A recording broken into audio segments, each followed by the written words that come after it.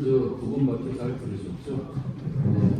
발표 내용을 바탕으로 전문가 세 분의 토론 이야기를 들어보도록 하겠습니다. 먼저 좋은 규제 시민 포럼 홍보위원장이신 배광표 충남대 교수님께서 먼저 토론을 해주시면 되겠습니다. 예, 안녕하세요. 반갑습니다. 저는 충남대학교에서 일하고 포럼에서도 함께 일하고 있습니다. 배광표라고 합니다. 네, 반갑습니다. 이렇게 귀한 자리에 초대해 주셔서 정말 감사드립니다. 네, 저도 이제 충남대학교에 오기 전에는 국회 입법조사처에서 입법조사관으로 일을 했었습니다. 문화예술 분야에서 활동을 했었고요. 그래서 기부의 중요성 이런 것들을 누구보다도 잘 알고 있고, 그다음에 기부 문화가 왜 이렇게 개선되지 않는지에 대한 고민들을 항상 해왔었습니다. 그럼에도 불구하고 저는 단순히 어떤 문화 이런 것 줄 알았습니다. 그런데 오늘 이 발표를 들으면서 이 제도에 어떤 맹점들이 있었다는 것들을 확인할 수 있었고, 저로서는 매우 뜻깊은 배움의 시간이 되지 않았나라고 생각이 됩니다. 이 일제강점기 때 이야기를 하는 거를 듣고 제일 처음에 제가 이 자료를 보고 일제강점기 이야기를 말씀하시는 걸 보고는 왜 일제강점기라고 생각을 했었는데, 보니까 이런 거구나. 이 기부금법이라는 게 국가와 우리 시민들 사이에 어떤 관계에 대한 이야기구나라는 것들을 확실하게 깨달을 수 있었습니다. 그래서 이게 그 역사적인 근원을 살펴봄으로써 이 제도가 왜 바뀌어야 되는지를 확실하게 알 수 있었습니다. 제가 하나만 덧붙이자면요, 이미 말씀 주셨지만 1951년, 그러니까 일제강점기 때 관련된 법률이 있었고 1951년에 그 법률이 제정되었었는데, 그거 한번 제가 추가를 잠깐만 말씀드리고 싶습니다. 왜냐하면은 일제강점기하고는 또 다른 약간의 맥락이 좀 있는 것 같습니다. 지금까지 이어오는 1951년 법을 보면은 제목이 기부금법 모집금지법입니다. 기부금법 모집금지법, 아까 말씀 주셨듯이 목적이 보통 1조에 나오지 않습니까? 제1조는 본법은 기부금법의 모집을 금지하여 국민의 재산권을 보장하며 그 생활 안정에 기여함을 목적으로 한다라고 되어 있습니다. 왜 갑자기 재산권을 보장한다라고 하지? 라는 생각들을 해볼 수 있을 것 같습니다. 왜냐하면 일제강점기 때는 이제 독립운동들을 탄압하는 그런 거였다면 1951년에는 약간 맥락을 달리해서 이게 등장하지 않았나라고 생각이 됩니다. 요거를 조금 더 이해하려면요, 제4조를 보면 재밌습니다.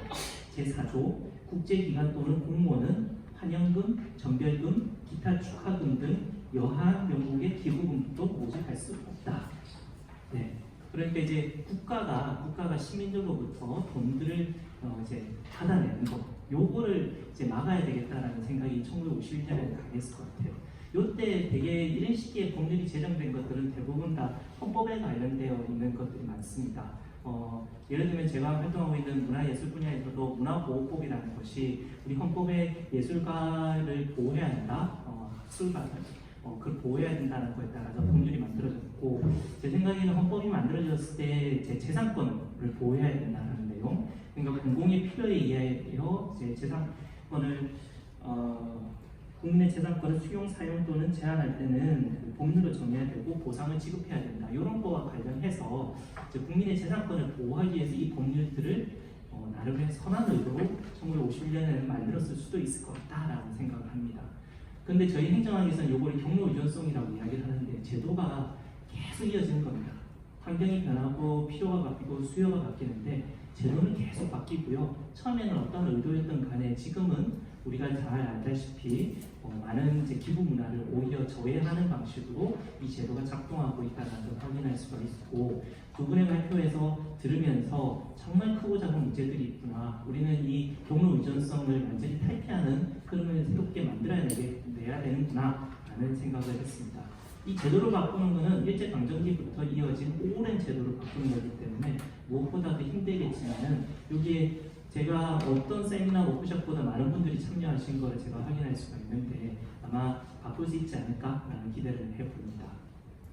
지금 이야기를 조금 돌아와서 생각을 해보자면요, 우선 기부금법 현재 3조에는 다른 법률과의 관계라는 조항이 있습니다. 저는 이게 상당히 재밌었는데요. 왜냐하면은 이제 그걸로 이제 법률 사이트를 검색을 한번 해보시면은 대부분의 법률들은 다른 법률과의 관계가 특별한 규정이 있는 경우를 제외하고는 이 법에서 정하는 바를 따른다라고 해서 이 법을 따라라라는 걸로 법률 관계를 정하고 있습니다. 그런데 이 법은 되게 특별하게도 그렇지 않습니다. 다음 각부의 법률에 따른 기부금고의 모집에 대하여는 이 법을 적용하지 아니한다라고 해서 적용하지 아니한다라는 것을 무려 제3조의 다른 법률과의 관계로 다 넣어놓은 거죠. 그래서 그와 관련해서 11개의 예외가 이미 규정되어 있고요. 정치자금법, 결의개정법, 보험기금법, 문화예술진흥법 등 그리고 최근에 고향사랑 기부금에 관한 법률 이런 것들이 무려 11개나 추가되어 있어서 다른 법률에서는 찾아볼 수 없는 현상이라고 볼 수 있을 것 같습니다. 이게 어떤 의미냐 하면은 이 법률이 이미 시효를 다한 것이다 라는 것을 이제 보여주는 것이라고 생각을 하고 있습니다. 그런 것을 알아서인지 최근에 22대 국회에서도 관련된 개정이 있었는데 그 개정 대부분 다 이 예외에 자신들이 생각하는 입법 목적을 달성하기 위해서 법률을 추가하려는 그런 것입니다. 예를 들자면은 김종영 의원안은 공익심사법을 추가하려고 하고 있고요. 윤준병 의원안은 자유유혹협정 체결에 따른 농업인 등의 지원에 관한 특별법을 추가하려고 하고 있습니다. 그리고 김용태 의원안은 국립대학병원 설치법, 국립대학 치과병원 설치법, 서울대학교 병원 설치법, 서울대학교 치과병원 설치법 신설을 이제 조항 예외 조항으로 추가를 하려고 하고 있습니다. 그러니까 실제로 뭔가를 해보려고 하니까 이 법이 문제가 된다라는 것들을 많은 의원님들도 알고 있다라는 걸로 이제 우리가 해석할 수 있지 않을까라고 생각을 하고 있습니다. 저는 사실 고민했습니다. 이게 폐지가 맞다는 생각도 사실 들고요. 궁극적으로는 자율 규제로 충분히 할 수 있는 것이다라는 생각이 들고 있습니다. 하지만 이제 또 너무 또 급진적인 변화가 받아들여지지 않을 수 있기 때문에 여러 가지 이제 개선 방안들을 마련을 해야 될 것 같은데 앞선 발표에서 여러 가지 개선 방안들을 많이 이야기해 주셔서 그거 반영을 중심으로 하면 될 거라는 생각이 들면서도 약간만 덧붙이자면은 결국에는 이게 잘 안 되는 이유는 신뢰의 문제 같은 것도 좀 있지 않을까라고 생각을 합니다. 약간 의구심을 가지는 그런 것들이 있기 때문에 그런 신뢰 이제 좀 더 회계 투명성 이런 것들을 높이는 방안에 대한 것도 조금 더 이제 개선 대안에다 포함을 시켜주면은 좀 더 법이 개선이 잘 되지 않을까라는 생각이 듭니다. 그리고 또 뭐 예를 들자면은 그 비용과 관련해서는 뺄 수도 있지만은 이게 예를 들어서 1년 단위가 아니라 뭐 3년 단위로 그 비용을 뭐 만족하게 한다던가 이런 방식으로도 한번 고민해 볼 수 있을 것 같다고 생각이 들고 궁극적으로는 뭐 상속의 문제나 증여의 문제와 연계시켜서 법률 개정을 해야 되겠다라고 생각을 하고 있습니다. 앞선 이제 의원안들께서 이제 김종현 의원이나 윤준병 의원, 김용태 의원 등이 이런 법률에 대한 문제에 관심이 있는 것 같으니까 제 생각에는 이런 의원실하고도 좀 협력을 해가지고 개선안들을 좀 도출 그러니까 이제 뺀짓식이 아니라 우리 기본법을 함께 한번 바꿔보자라는 국회에서 분위기를 만들어내시기를 조금 기대하고 이제 많은 활동들을 좀 해주셨으면 좋겠다라고 생각을 합니다. 어쨌든 귀한 시간에 초대해 주셔서 감사드리고 제 오늘 여기까지 마치도록 하겠습니다.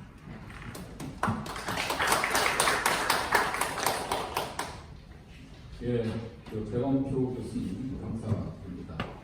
사실 그 기부금품법을 포함해서 모든 법들이 그 당시의 어떤 시대적 상황과 요구를 그 반영하고 있다고 생각이 듭니다. 근데 이 기부금법 같은 경우는 현재 우리나라가 처해 있는 각종 상황들을 전혀 반영하지 못하고 상당히 좀 상황과 시대에 좀 뒤떨어진 그런 형태의 법이 아닌가 이런 생각이 좀 들었습니다.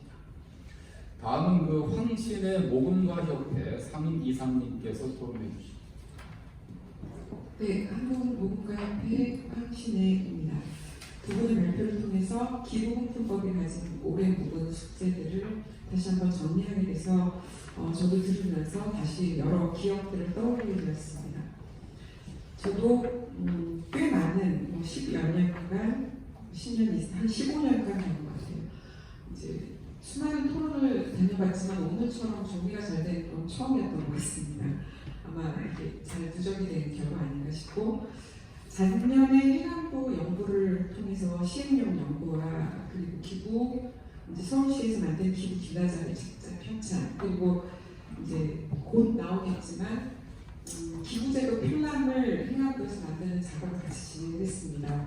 그게 굉장히 곤혹스러웠습니다. 왜냐하면 그 그 내용들이 지금 말씀 주신 것처럼 기부 현실을 우리나라 기부 현실을 거의 반영하지 못하는 내용이었고 굉장히 기부 활성화라는 큰 타이틀을 중심으로 제대로 바꿨다라고 얘기했지만 사실 제가 보기에는 한 번도 제자리에 나간 거 없다라는 생각이 들었습니다. 이제 더 구체적인 얘기를 말씀드리기 전에 제가 토론문에는 이제 여러 가지 이야기를 적었지만 발표는 10분 안에 해야 되기 때문에 좀 제 의견들을 종합해서 제가 말씀을 드리는 게 좋을 것 같다는 생각이 듭니다. 사실 이 제도의 가장 큰 지금 법률의 가장 큰 문제는 뭐냐면 기준이 애매모호하다는 겁니다. 지금 방금 전에 배 교수님도 말씀하셨고 두 분의 발표자 다 말씀하셨는데 이제 규정이 굉장히 엄격한 것 같지만 사실은 적용이 되냐 안 되냐에 있어서 결국은 주무관이 임의로 판단할 수밖에 없는 애매모호한 규정 때문에 문제가 되는 겁니다. 그러니까 애매모호하다 보니 주무관은 임의로 해석을 해야 되고 거기에 대한 책임을 져야 되기 때문에 굉장히 보수적으로 뭔가를 할 수밖에 없고 그게 현장에는 굉장히 부담이 되는 게 이제 누적된 효과로 그 뒤에서 굉장히 커지는 거죠.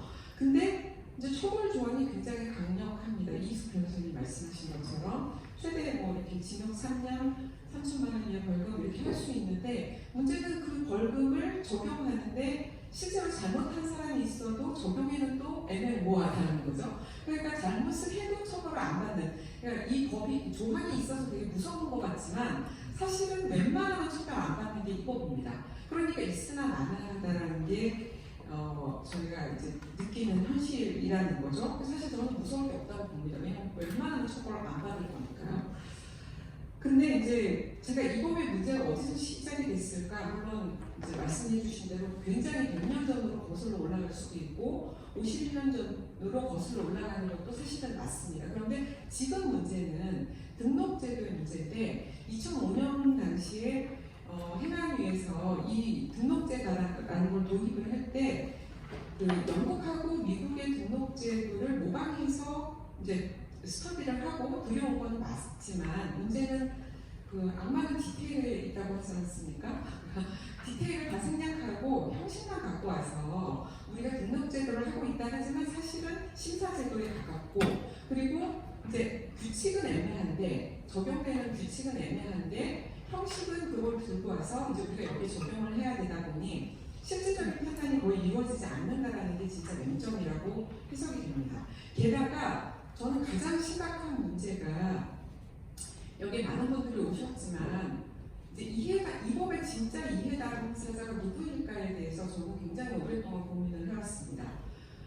사실은 이 자리에 계시지 않는 이제 수백만 명의 기부자라고 저는 생각을 합니다. 이 법을 왜 만들었을까 하면 국민의 재산권이라고 했지만 사실은 좋은 의미로 기부를 하려고 하는 사람들에게 필요한 판단을 할 수 있게끔 이 제도가 필요한 것이지 우리가 그냥 뭐 돈을 필요로 하는 단체들만 위한 법이냐 저는 그렇게 보지 않습니다. 그래서 사실 기부자들에게도 필요한 어떤 제도가 되어야 되고 단체들에게도 어느 정도 한도 내에서 자율권을 행사하면서 지속적으로 사업을 할 수 있는 그런 형식이어야 하고 그걸 하기 위해서는 국가와 이 제도가 갖는 범위와 역할이 명확하게 제시되는 게 가장 중요하다고 생각하는데 이 세 가지 지점에 있어서 이 부분 다 실패하고 있어서 저는 현재 법으로는 아무 의미가 없다라는 생각이 들었습니다. 그래서 완전히 길을 잃었다고 보입니다.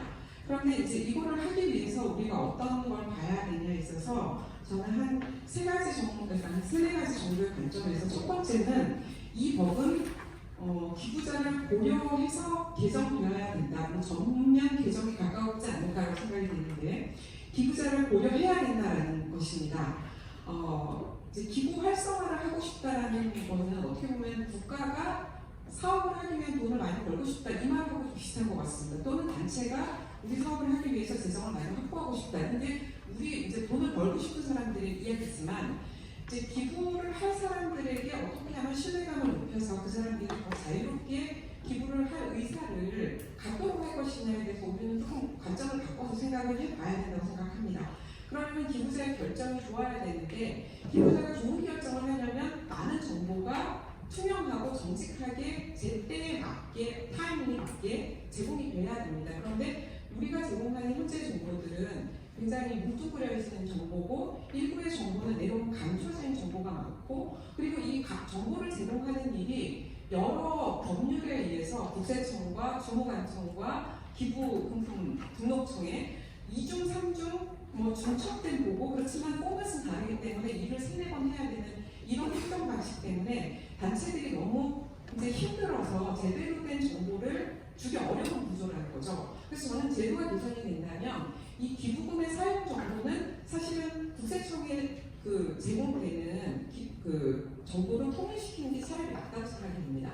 이 법은 모집에 대해서만 검토를 하도록 되어 있거든요. 근데 사실은 이 방식도 저는 옳지 않다고 생각합니다. 왜냐하면 제가 미국, 영국을 지금 몇 년째 들여다보고 있는데 미국과 영국은 전수 등록을 원칙으로 합니다. 그러니까 세나가 기반이 없습니다. 그러니까 모든 모금을 하는 단체들은 무조건 전수 등록을 하도록 해놓고 일단 전수 등록을 하기 때문에 감독기구가 언제든 들여다볼 수 있습니다. 그리고 이제 그 전수 등록을 하면서 미국이나 영국이 강조하는 것은 이제 조금씩 다르지만 미국은 정보 공개의 투명성과 진실성을 굉장히 강조를 합니다. 거짓된 정보 또는 부분적인 정보를 하게 되면 처벌을 엄격하게 합니다. 그런데 이제 그 기준으로 판단을 하지 저희처럼 이거를 해라 마라 돈을 얼마나 써라 마라 이런 거 규율 하나도 없습니다. 판단은 기부자가 할 수 있도록 기부자가 좋은 판단을 할 수 있도록 제도가 그쪽으로 가 있습니다. 영국도 거의 비슷합니다.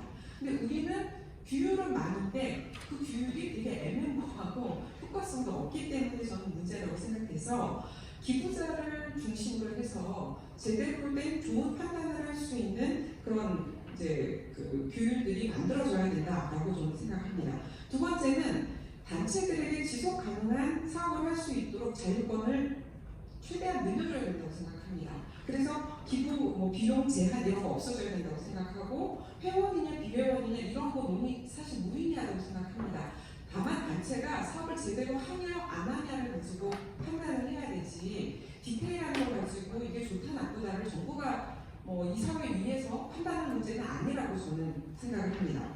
그리고 세 번째, 정부와 관리 감독청에서는 이제 관리해야 할 부분이 뭐냐 그거를 명확하게 해서 그 부분만을 제대로 감독해야 된다고 생각을 합니다. 아까 말씀드렸듯이 거짓된 정보 또는 불충분한 정보로 기부자를 속이는 어떤 그런 일들이 일어나거나 목적 외에 사용을 한다거나 또는 이제 단체가 통상적으로 해야 되는 그런 일들이 아닌 다른 범주의 일을 한다거나 하는 부분에 대해서는 엄격하게 감독하고 저는 처벌 조항들이 있어야 된다고 생각합니다. 그런데 이걸 할 때 영국과 미국의 케이스를 보면 전문가들을 충분히 활용했던 것 같습니다. 이제 회계 전문가와 모금 전문가와 이 필드에 있는 공익 전문가들의 어떤 오랫동안의 합의를 통해서 그런 정부가 판단해야 되는 좋은 기준들에 대한 의견들을 수렴했던 걸로 보입니다. 그래서 저희도 그 2005년도에 이런 검토 없이 등록제도만 껍데기만 갖고 왔지 거기에서 이게 어떻게 작동해야 되는지 작동 원리가 반영이 안 되기 때문에 지금 이제 100년 전의 포맷과 그리고 이 모든 것들이 그냥 흔적이 그냥 남아있는 차원에서 마치 등록제로 변한 것 같지만 사실은 그렇지 않은 패치워크된 무더기 같은 그런 길을 잃은 제도라고 보면서 이제 이런 논의를 통해서 저희가 진짜 이 제도 현실을 이게 왜 필요한지에 대해서 제도가 이제 제대로 작동할 수 있도록 하는 방향으로 갔으면 좋겠습니다. 그렇게 되면 유산 기부라든지 부동산 기부라든지 이런 부분은 하나도 문제가 되지 않습니다. 이상입니다.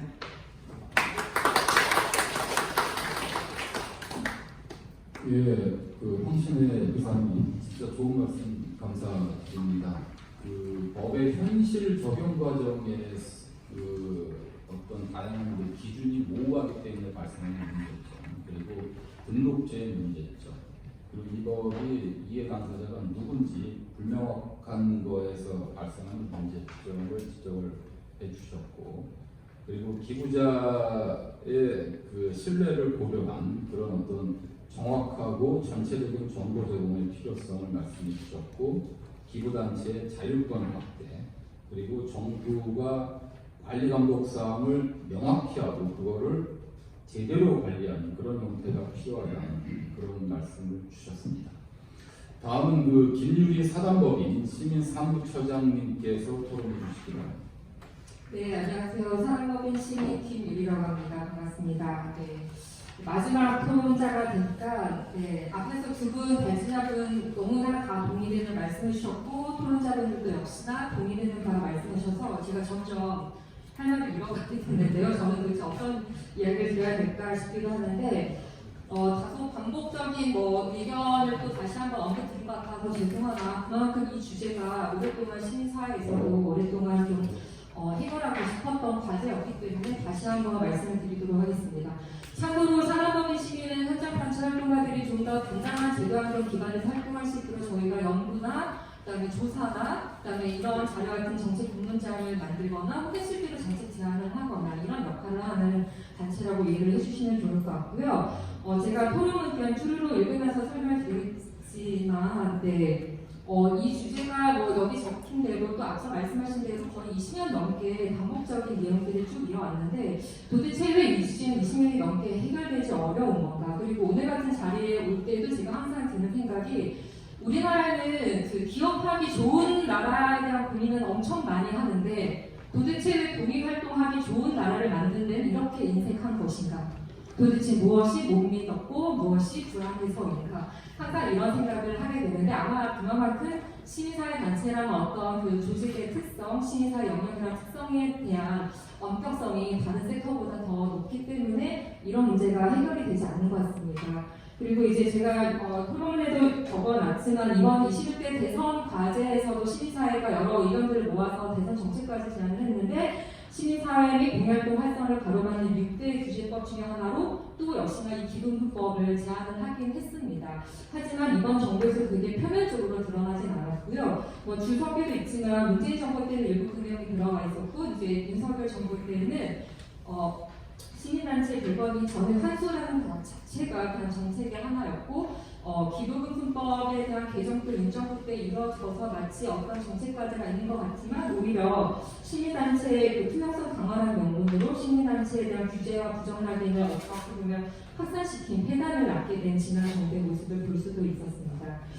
그리고 앞서서도 이제 여러분들이 말씀하셨지만 이제 저 역시도 다시 한번 이 기부금품법 연약에 대해서 그다음에 재정 목적에서 쭉 한번 예전에도 살펴본 바가 있는데 다시 한번 다 살펴봤습니다. 64페이지 보시면 핵심적인 그 반복점 중심으로 목적을 다시 한번 연기를 해보았는데요. 이미 반복적으로 발제자분들, 토론자분들 얘기하신 거에서 똑같은 말이긴 하나 그 목적을 명문화된 걸 보시는 바와 같아도 규제 의견도라는 것을 볼 수가 있을 것 같습니다. 그리고 작년에 기부활성화라는 말을 살짝 비틀어서 개정을 했지만 전환기적인 어떤 핵심적인 개정을 한 것도 아니고 그냥 일부 개정에 불과했다라는 것을 보시면 알 수가 보시는 바와 같이 이게 어떤 한계를 여전히 갖고 있는지를 좀 다시 한번 우리가 목격을 하게 됩니다.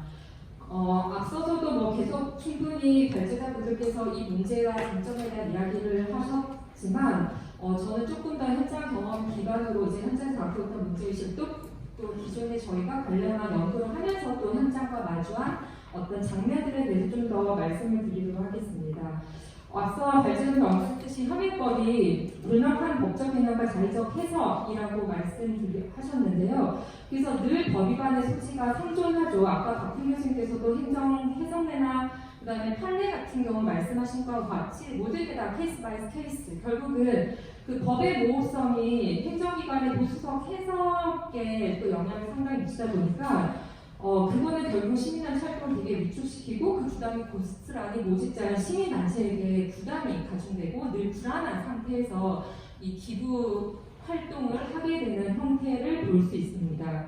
그래서 언제나 보수적으로 해석할 수밖에 없는 게 행정관청의 입장이라고 또 이해가 되지만 모호한 해석을 가지고 결국은 단체가 알아서 해, 알아서 유의해 이런 식의 뉘앙스를 반복적으로 주는 것 자체가 이 법의 모호함을 여전히 개선하지 못하고 있는 현재의 한계라고 볼 수 있을 것 같습니다. 그러다 보니까 단체들도 이 법을 적극 활용하기보다는 그러면 우리가 애당초 그거를 굳이 만들지 않을 거야 라고 해서 이 법을 굳이 적극적으로 이용하거나 활용하려고 하는 행태를 안 보이게 되는 현상도 보이게 됩니다.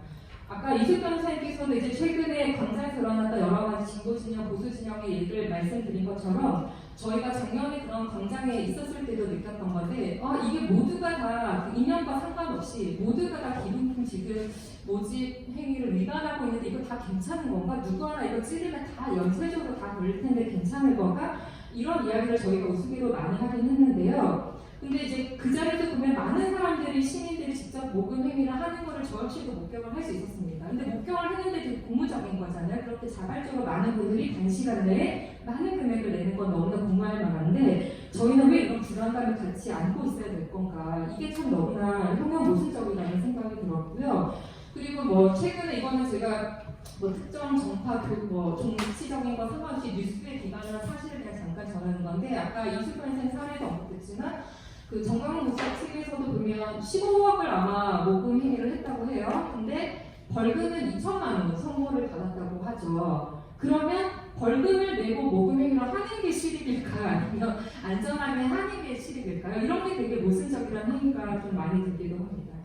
그래서 저희가 이런 여러 가지 현장의 문제의식들을 좀 계속 갖고 있다가 2023년에 공인의특구 우리는이라고 해서 시민단체들이 이제 조직 운영을 고민하고 조직의 책무성을 고민하는 자발적인 네트워크가 있습니다. 이 우리는이라는 곳에서 저희가 그러면 직접 우리가 한번 기독금품법에 대해서 한번 개정안을 좀 마련을 해보자라고 해서 연구를 시작을 했는데 아까 박훈 교수님 말씀처럼 똑같이 책 쓰시다가 기독법 개정됐잖아요. 저희는 이 연구 한참 하다가 갑자기 개정이 돼서 이 연구의 방향 어떻게 해야 되지 이런 거를 했으나 그래도 현장에 많은 활동가라고 만나고 과거의 어떤 자료들을 검토해보는 계기가 되긴 했습니다. 그래서 저희가 당시에 최근 3년간의 중앙 행안부, 그다음에 18개 지자체 모든 정보를 한번 다 뒤져봤어요. 도대체 어떻게 모금 행위가 일어나고 있고 어떤 단체들이 도대체 이거를 하고 있으며 어떤 예능을 하고 있으며 우리가 늘 얘기하는 모집 비용이라는 고민인데 모집 비용 비율이 그럼 어느 정도 되어 있으며 그리고 그 당시에는 개인도 이게 다 기본품 모집적인 대상인데 과연 근데 단체가 이렇게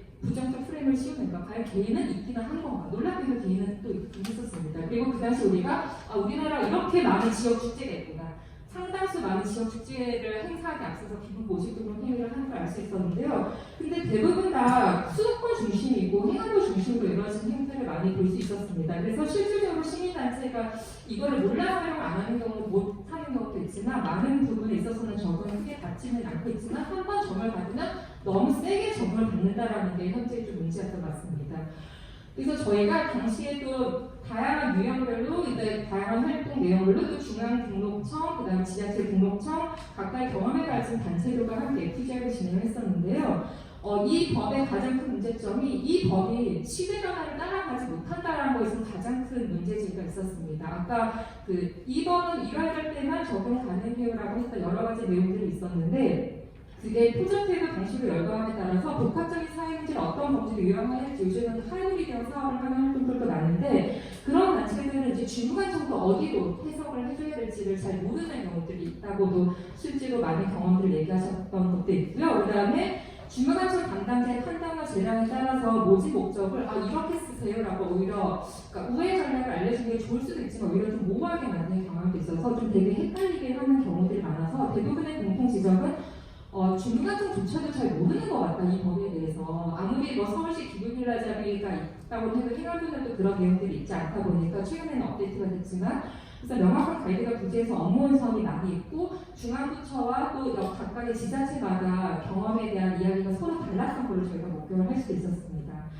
그리고 모집 비용 얘기가 아까 많이 나왔는데요. 당시에도 저희가 모집 비용 비율 이슈가 되게 클 거라고 생각했는데 단체들이 또 막상 그 당시에는 너무 이렇게 복잡하고 이럴 거면 정말 제가 거치게 편하면 이럴 거면 시사하게 모집 비용 그냥 차라리 안 할래라고 해서 그냥 모집 비용 없이 그냥 순수 사업 목적으로만 다 쓰는 단체들도 있었는데 이게 과연 맞는 방식인가에 대한 고민도 그 당시에 있기도 했었습니다. 그리고 이거는 정말 높은 상황인데요. 높다고 말할 수 없는데 1,000만 원 이상이 되면 무조건 등록을 해야 되잖아요. 그러면 단체들이 그냥 990만 원에서 끊자 뭐 이런 얘기들을 하는 거죠. 그리고 아까 사업 목적별로 이거는 모집 행위를 해야 되는데 근데 우리 단체는 A도 해야 되고 B도 해야 되는데 그러면 각각 모집 등록을 해야 되는 행정적인 과부하가 너무 큰 거예요. 그러면 소위 말하는 일명 통등록 어떻게 보면 합법적으로 꼼수를 서로 이제 나눠 갖는 거죠.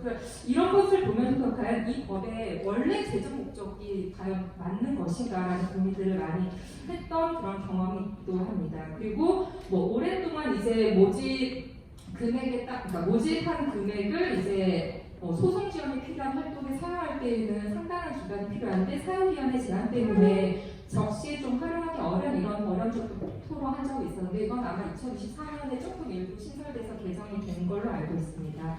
그래서 반복적인 고민 하나 가장 이제 현장까지 놓치는 중복 규제에 따른 중복 보고에 대한 문제입니다. 앞서서 여러분들이 많이 얘기하셨는데 어떤 사회적 스캔들이 생길 때마다 중복 규제는 더 강화되는 거죠. 이게 사회 속성이자 뭐 여러 가지 여론의 속성이기도 하는데요. 그래서 단체나 불신이 깊어짐에 따라서 행정 관리를 더 강화하게 됩니다. 앞서서 여러분들이 말씀하신 것처럼 세법상 규제, 민법상 규제, 고법상 규제, 형법상 규제 여러 개 많이 갖고 있음에도 불구하고 반복적인 규제가 되고 있고요. 그리고 실제로 저희가 공개 듣고 우리는 살아가는 시민도 저도 참여하고 있는데 예전에 이런 반복 보고에 대한 문제 제기를 해서 실제로 3월달에 기금품 사용 실적 보고나 그다음에 4월에 하는 결산고시 기금품 수입 지출 명세 보고 이런 거 너무 과도하게 반복적이다라고 해서 저희가 통합했던 어떤 제도 개선의 성과가 몇 년을 있었습니다. 구세청 그걸 오케이 해줬거든요.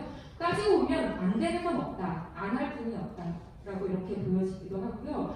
그래서 저희가 조금 더 이런 것에 대해서 좀 전환적인 어떤 검토가 필요한데 제가 이제 제목으로 그러면 기본법 새로운 정책적 성향을 좀 가지면 좋겠는데 라고 했는데 저도 뭐 정책 성향이 뚜렷하게 있는 건 아니고 앞서 말씀하셨던 분들의 어떤 개선안과 다 비슷한 거긴 하는데 앞서서 이제 배감표 교수님께서 말씀하신 것처럼 경로 의존성이라는 걸 우리가 너무나 쉽게 가지고 왔구나. 정말 정책적 상상력을 새롭게 부여하려면 그런 경로 의존성 탈피가 상당히 중요한데 그런 부분을 저희가 좀 가져가기 되게 어려운 것 같습니다. 그리고 기부금품법도 그렇지만 다른 시민사회 관련한 여러 가지 규제라는 게 결국은 시민사회 활성화하는 것에 대한 오해가 많이 있는 것 같습니다. 제가 잠시 시민사회 활성화라는 정의를 읽어보겠습니다. 시민사회 활성화는 단순한 지원을 넘어 공익활동이 활발히 일어나고 이를 뒷받침할 법제도의 사회적 지지가 확보된 상태라고 저희가 조작적 정의를 내렸습니다. 이번에 실제로 서울시 시민사회 활성화 및 공익활동 증진에관한 조례에서 정의에 담겨있는 내용이고요. 이 정의가 다른 지자체 조례도 많이 참고가 돼서 활용이 되고 있습니다.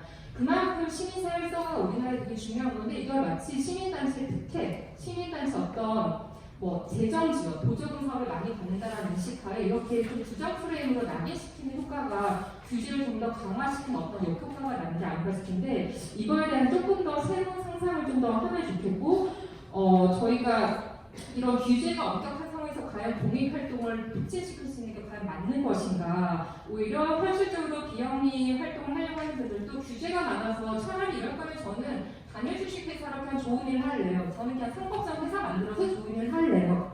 이런 경우들이 더 많은 게 지금의 현실입니다. 그래서 시민단체 점점 더 안 하고 싶어 하죠. 하고 싶은데 규제가 너무 얽매여요. 내 자율성을 너무 침해해요. 이런 이야기들이 많아서 이런 것들을 조금 더 개선하면 좋겠다. 그래서 우리가 투명성이라는 이유로 너무 그 명분 때문에 시민단체들은 많은 행정비용을 감수해야 됩니다. 실제 에너지 투입뿐만 아니라 비용이 많이 들기도 하죠. 결산 공시, 외부 회계 감사, 세무 확인서 보고 작은 단체가 다 이걸 하려면 비용을 다 지출을 해야 됩니다. 제가 하면 지금 좀 토론이 길어지긴 하는데 제가 내일 정부 그 제안 PT를 가는데요. 그 경영평가서를 내라고 합니다. 영리든 비영리든 다 내야 되는데 비영리는 당연히 경영평가가 B등급 이상 나오기가 쉽지가 않아요. 물론 B등급은 나쁘진 않은데 트리플 A를 받기가 진짜 어렵거든요. 근데 그 경영평가 등급을 받는 비용이 30만 원 이상이 됩니다. 되게 아까운 비용이거든요. 한 서류 됐는데 그래서 아무튼 다른 얘기였지만 이런 투명성을 검증하는 어떤 행정비용이 너무나 많이 과하게 든다. 그리고 기부제 알 권리라는 것 때문에 물론 중요한데 저희가 지금 기부법 시행령에서도 장부는 언제든지 공개하게 되는데 예전에 이것 때문에 엄청 이슈가 많았습니다. 과연 장부를 낱낱이 공개하는 게 투명성 강화인 건가? 이거 과연 기부제 알 권리인 건가? 이런 고민들이 많았는데 그래서 저희가 투명성 너무 많이 들었는데 물론 중요하지만 더 우선해야 될 거는 친구성이다. 그래서 친구성은 단체가 자신들의 활동, 단체의 자기의 본연의 목적, 본질을 가지고 내 외부 이해관계자에게 설명할 책임과 의무를 의무활동을 할 때 강제적으로 측면성을 강요받는 게 아니라 스스로 측면성을 어떻게 마련하기 위한 자정장치를 마련하는 게 좀 더 중요하다고 당연한 말이긴 한데 다시 한번 강조를 했습니다. 그래서 법률을 규율하지 않더라도 이런 문화가 생기면 좋을 텐데 당연히 문화로만 되는 건 어렵긴 하겠죠. 그래서 조금 더 시민사회를 바라보는 인식 태도가 바뀌면 좋겠다. 제가 지금 시간 관계상 많은 이야기를 못 다루겠지만 저희가 최근에 주목하고 있는 게 2025년 7월에 영국 정부가 시민사회 체결한 시민사회 협약이 있습니다. 과거에는 협약이 있었는데 이번에는 좀 더 진밀하게 협약이 바뀌었는데 시민사회를 대하는 정부와 국가의 태도와 인식, 철학이 어떻게 담겨있는지를 한번 참고해보면 왜 우리가 규제를 정책일 수밖에 없는지 우리가 어떤 방향으로 나아가야 할지를 좀 참고할 수 있지 않을까라는 생각을 하고 있고요.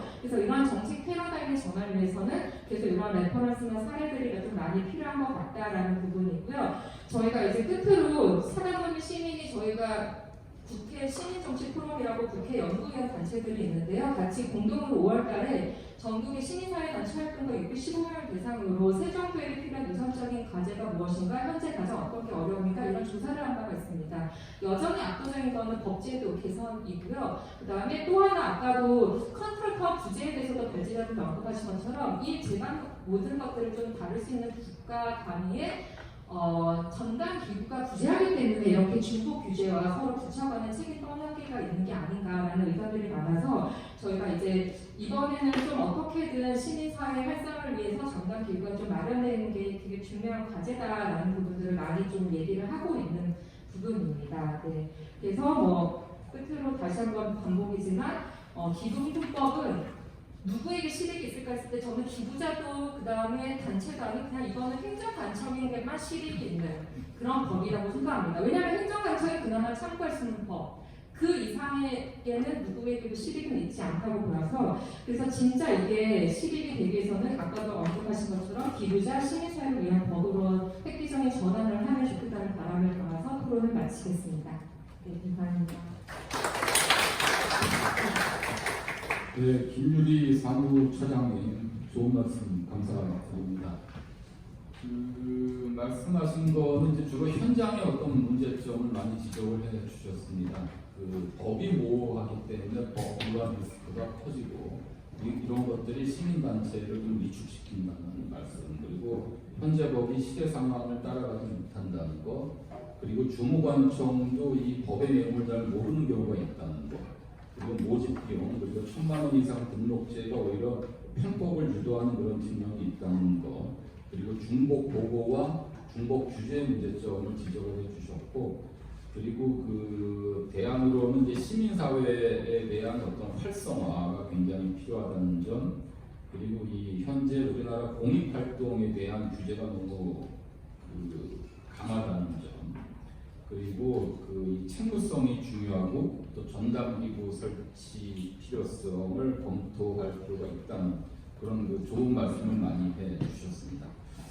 그러면 이상으로 이 토론 시간을 마치고요. 오늘 이 포럼에 참석해 주신 여러분들의 의견을 좀 듣는 시간을 갖도록 하겠습니다.